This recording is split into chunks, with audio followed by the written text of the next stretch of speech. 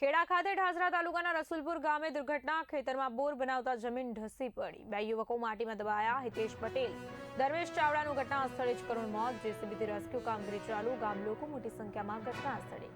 Fire brigade અને 108 ઘટના સ્થળે પહોંચી। અહીંયા બોર કરાયો તો આજથી 3 દિવસ પહેલા। તે વખતે હું પણ હાજર હતો અને લગભગ 201 ફૂટ ગયો હતો નીચે।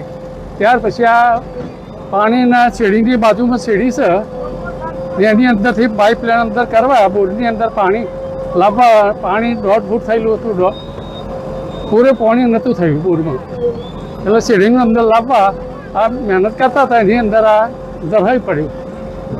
કોણ કોણ અહીં અંદર છે?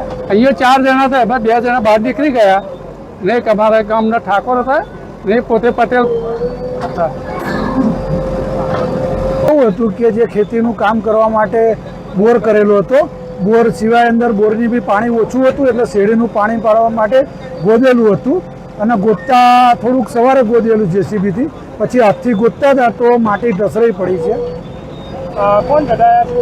એક હિતેશભાઈ કરીને છે, અમારા સંબંધી છે, અને એક ગામના ધર્મેન્દ્રભાઈ કરીને છે, એ બાજુના ફરિયાના છે। શું હશે આમ સામાન્ય ઉંમર? એમની ઉંમર લગભગ 38 થી 40 વર્ષ બંનેની। બંને સરકાર